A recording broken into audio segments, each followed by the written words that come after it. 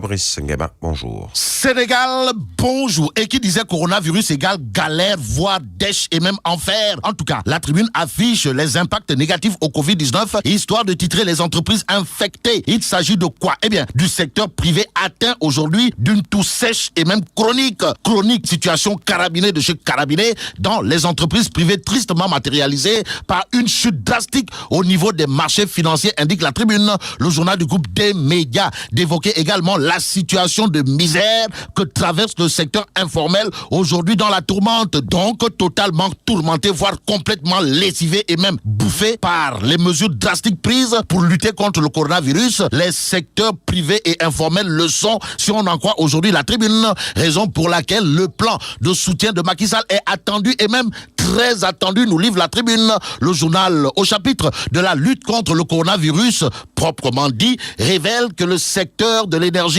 participe à l'effort de guerre. Il s'agit de quoi? Eh bien de 1 milliard Robert injecté par les pétroliers dans cette guerre contre le coronavirus ou le virus assassin. En tout cas, ne guère se taire sur ce point bien précis. Voilà ce que fait Dakar Times, le journal. Au sujet justement de la contribution des pétroliers dans la force Covid-19, ne retient que des broutilles et du nyamumba. Pourquoi? Eh bien, Dakar Times juge insuffisante, voire insignifiante, la contribution des pétroliers dans la force Covid-19. Et qui dit force Covid-19 pense au comité de lutte contre la pandémie au coronavirus. En tout cas, piqué par le virus du Nyartou, Dakar Times souligne que les entreprises françaises qui gagnent tous les marchés, eh bien, tous les marchés de l'État du Sénégal refuseraient catégoriquement de soutenir la force Covid-19. Et là, celui qui doit corriger au bic rouge, s'il vous plaît, cette injustice d'après Dakar Times, c'est Macky Sall,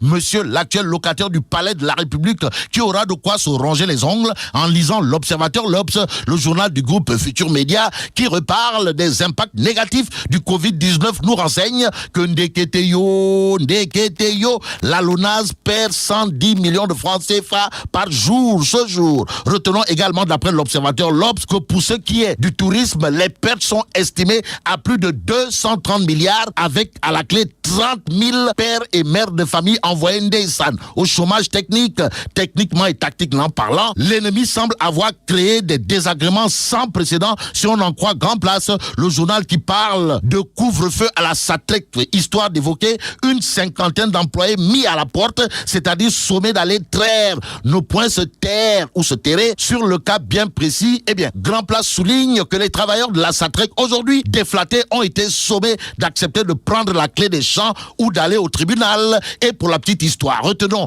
que les travailleurs aujourd'hui virés de la SATREC ont été délogés par la gendarmerie, c'est-à-dire Manu Militari d'après Grand Place.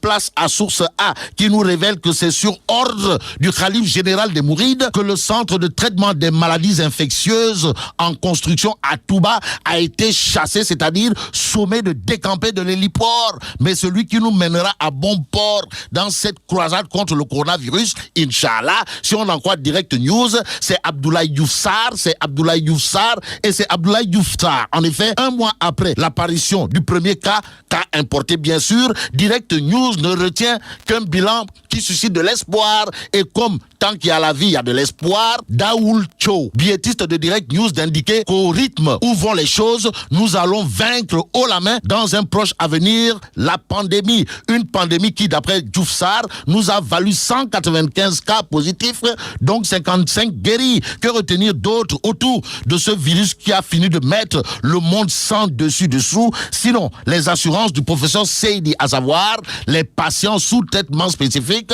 tels que l'hydroxychloroquine guérissent plus vite, mais le véritable combat est celui de la prévention. Mieux vaut prévenir que guérir. Voilà ce que semble rappeler le Témoin quotidien à sa une. Le journal, en effet, ce matin révèle qu'à un mois de présence du Covid-19, le Sénégal est dans l'attente d'un pic crucial sur ce point. Le Témoin quotidien en veut pour preuve les propos du docteur Abdoulaye Bousso qui dira qu'à partir de la semaine prochaine, on pourrait avoir une meilleure visibilité sur la courbe épidémiologiquement parlant. L'As quotidien nous informe que les régions de Tamba et Kolda, jusque-là épargnées du coronavirus, ont été touchées. Il s'agit d'un chef religieux testé positif à Goudiri et 7 personnes infectées à Vélingara. En attendant attendant, passons à Libération pour terminer. Le journal revient sur l'affaire de la cocaïne interceptée au port de Dakar et la main levée de la saisie opérée sur les navires Grand Nigeria et Grand Africa. Et là, il s'agit de quoi? Eh bien, Libération révèle que Ndeketeyo